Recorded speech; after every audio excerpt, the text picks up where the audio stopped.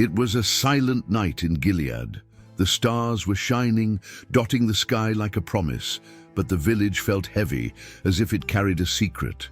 It was in this scenario that Jephthah came into the world, in circumstances that many preferred to whisper about than speak openly.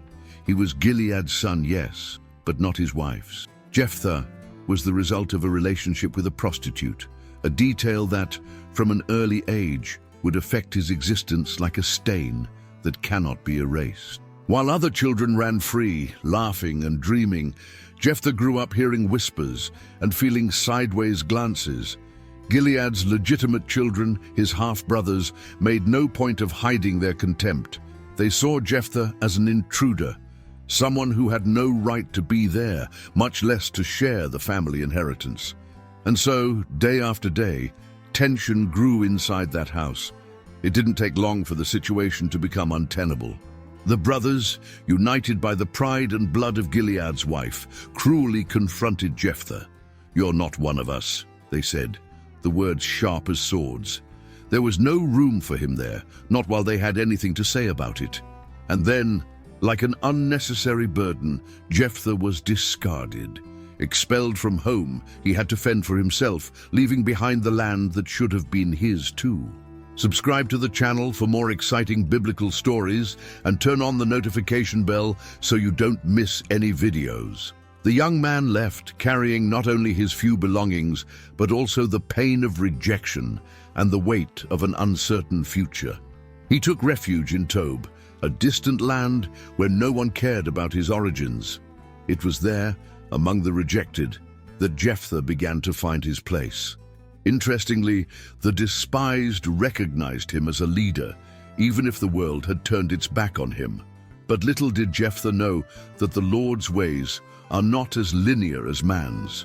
As he built his life in Tob, a threat grew in Gilead, something that would make his past and present collide in an unexpected way.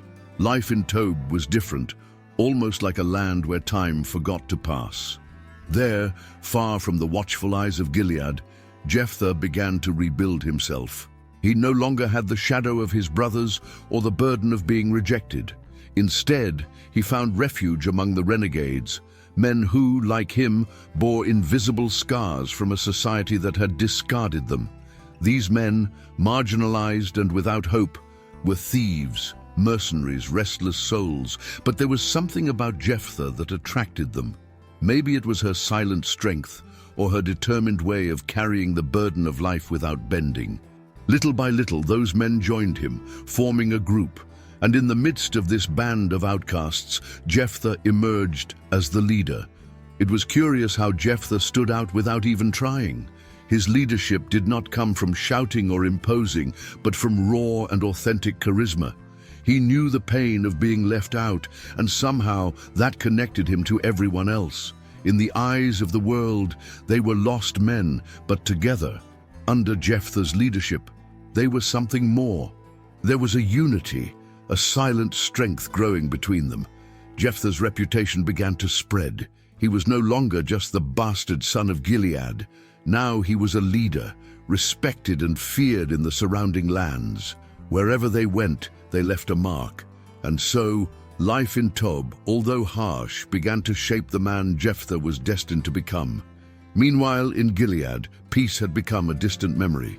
The Ammonites, merciless and implacable, advanced with force, devastating everything in their path. His raids were not just attacks, they were declarations of dominance, a reminder that they were determined to take the land they had long coveted.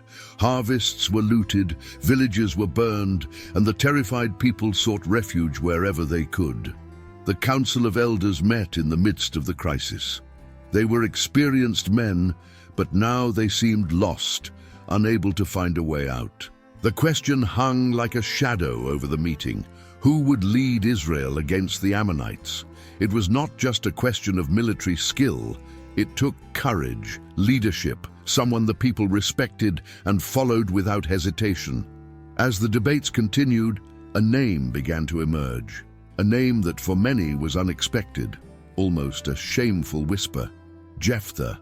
He was far away, yes, living among renegades in Tob. But his fame as a strong and fearless leader had crossed borders. Stories of his victories and his ability to unite misfit men reached Gilead like a distant echo. For the elders, the irony was almost palpable. The same Jephthah they had ignored and let go was now seen as their only hope. With no alternative, they decided to look for him. Men were sent to Tob, traveling dangerous paths, guided more by necessity than by will. When they finally found Jephthah, he was surrounded by his men, eyes alert, carrying the posture of a leader who knew the value of strength. When Gilead's emissaries spoke, asking for his help, there was a heavy silence. Jephthah looked at them, as if weighing every word he said. Those who had rejected him now clamored for his leadership. Jephthah remained motionless, staring at the elders of Gilead with a gaze that seemed to pierce their souls. There was an almost palpable tension in the air, as if even the wind had stopped to hear what he would say. He knew who these men were. He recognized some of the weathered faces, but he would never forget the role they played in his expulsion. The silence that followed was not just heavy, it was full of history. "You didn't hate me?" Jephthah asked, his voice firm but with a tone of disbelief that made each word ring like a blow. "Didn't they kick me out of my father's house, calling me a bastard and saying I had no place among you?" The elders lowered their heads, not having the courage to face the one who, years before, they had discarded as something worthless. "Now come to me when you are in danger," continued Jephthah with a tone full of irony. "Now you want me to be your savior." The words were heavy, but the elders had no choice. They needed him. With humility, they admitted their mistakes, begging Jephthah to return with them and lead Gilead against the Ammonites. They promised more than excuses. They offered him the position of commander over all the people, a power they had never considered granting. Jephthah did not respond immediately. He knew that this proposal was not a simple cry for help. It was an opportunity that could change everything.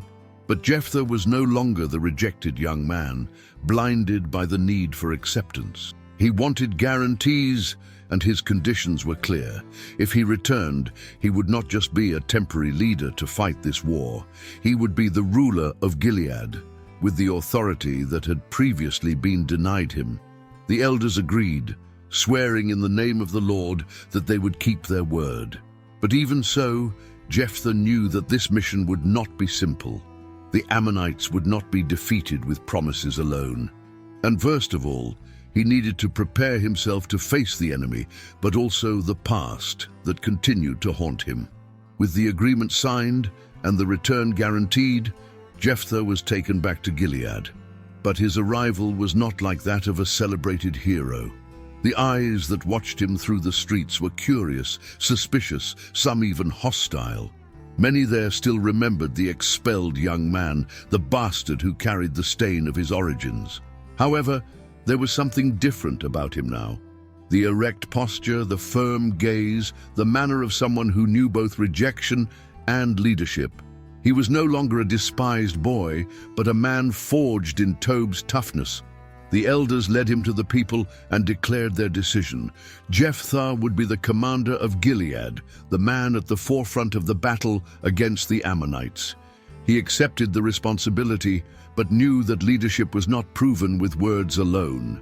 Before taking up the sword, Jephthah decided to try another approach. He sent messengers to the king of the Ammonites, seeking a peaceful solution.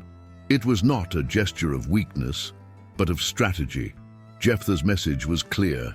He argued wisely, using Israel's own history as a basis. "This land," the message said, "was not taken from you, but from the Amorites, which God gave to his people. Why do you now come and claim it so long ago?" His words carried strength and logic, but also a foreshadowing of what would come if the king insisted. The king of the Ammonites, however, rejected the attempt at peace. He didn't want history or arguments. "I wanted land, I wanted power." The answer was a silent but resounding message. War was inevitable. Jephthah received the news calmly, but within himself, the decision had already been made. If dialogue wasn't enough, he would prepare for battle. But before going to the warfield, Jephthah did something that would forever mark the course of his history.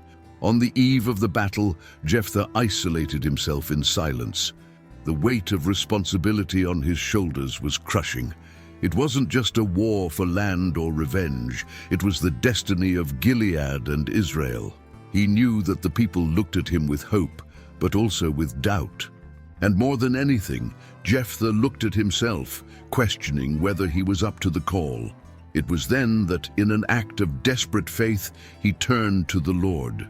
On his knees, with his hands clenched like someone holding his own destiny, Jephthah made a vow. "If you deliver the Ammonites into my hands," he promised, his voice breaking, "whoever comes out of the gates of my house first to meet me, I will offer to the Lord as a sacrifice."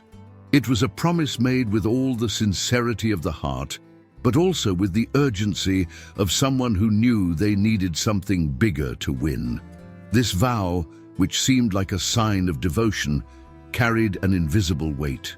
Jephthah rose from that moment with renewed determination, as if he had transferred his anxiety into God's hands.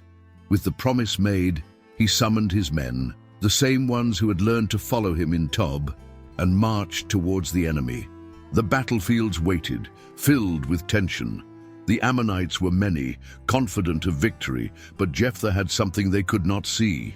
He had the strength of the Lord on his side, and the certainty that, with the vow he made, he was fulfilling something greater than his own life. The sound of footsteps echoed as the army advanced, and Jephthah's heart beat like a drum.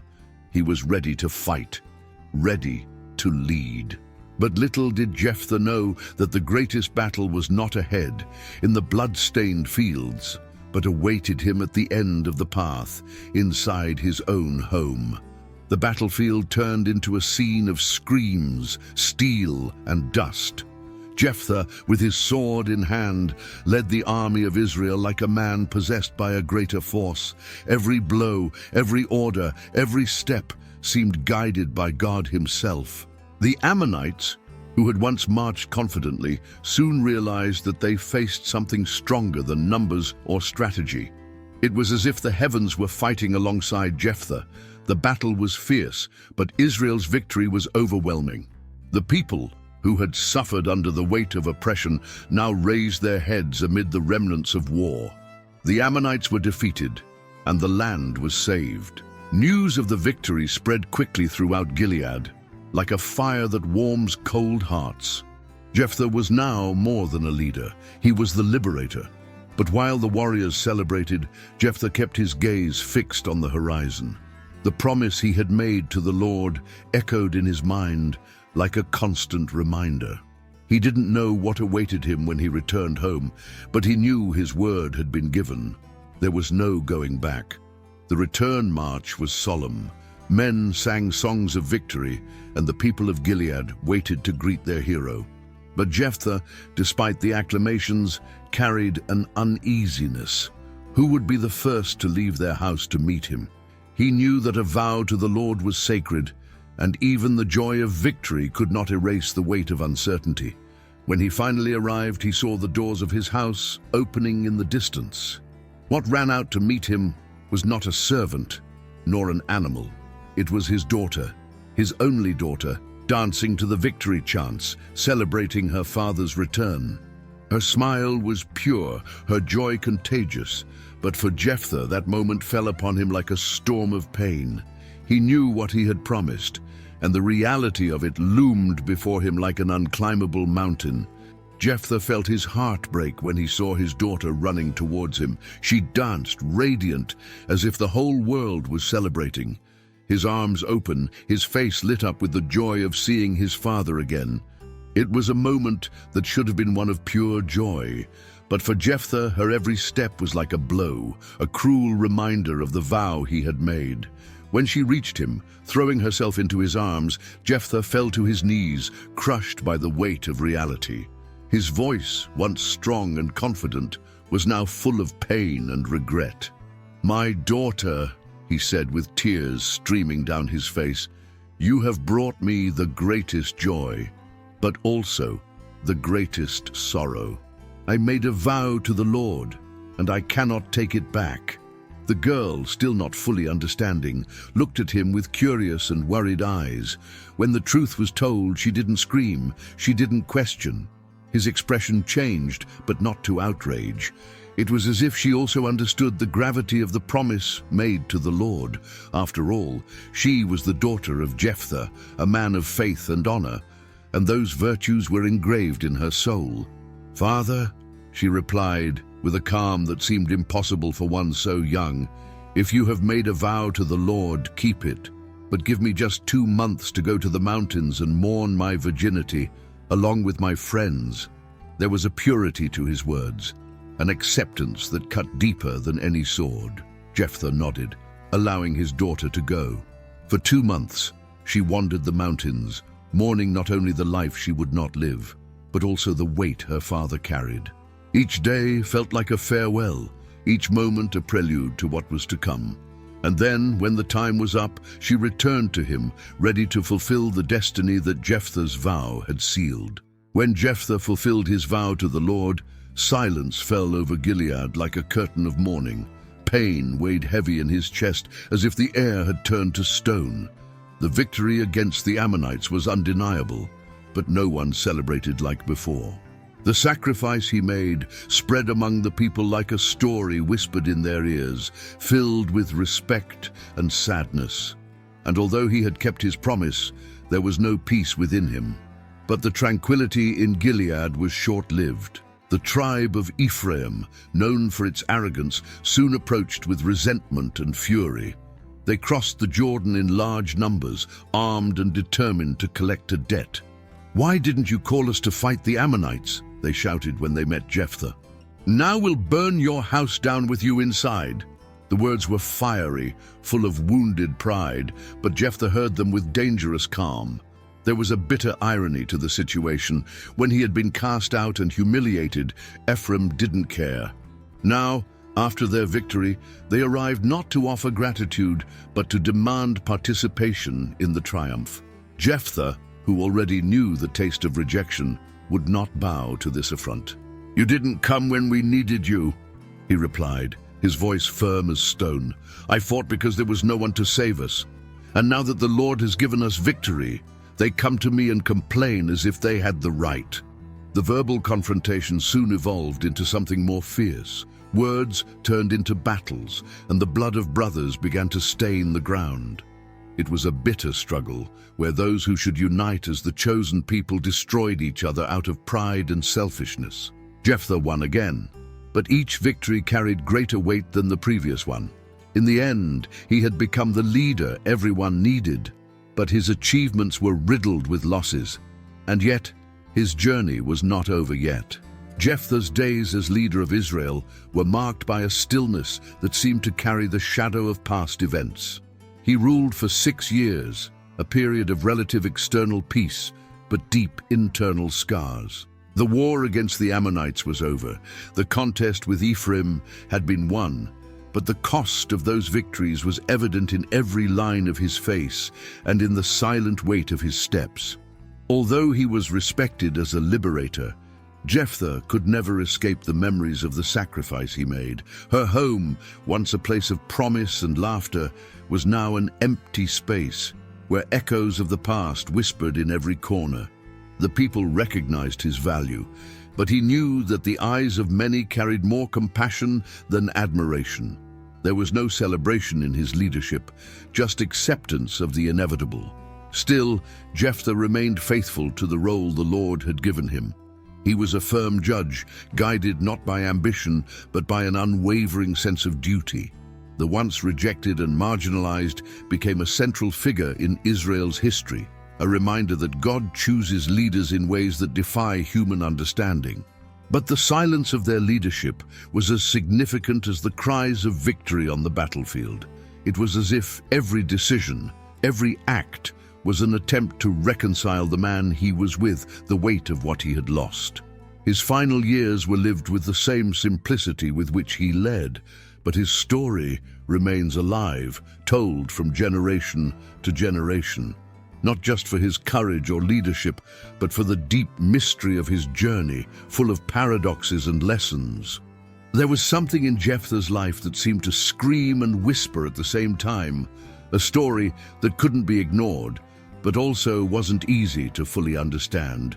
As his days passed, the questions left by his life continued to echo, inviting everyone to reflect on the price of commitment, the strength in rejection, and the complexity of the divine calling. The story of Jephthah does not end with grand celebrations or incessant applause. It dissolves in time, leaving behind an echo of reflections and teachings that span generations. He was an unlikely man for the role God gave him, chosen not for his origin or status, but for something greater, invisible to human eyes. A powerful reminder that the Lord looks at the heart, not appearances or circumstances. Jephthah teaches us that rejection can turn into strength.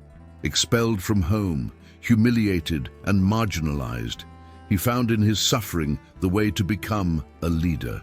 Not because he wanted it, but because he understood that even adversity can be part of a greater plan.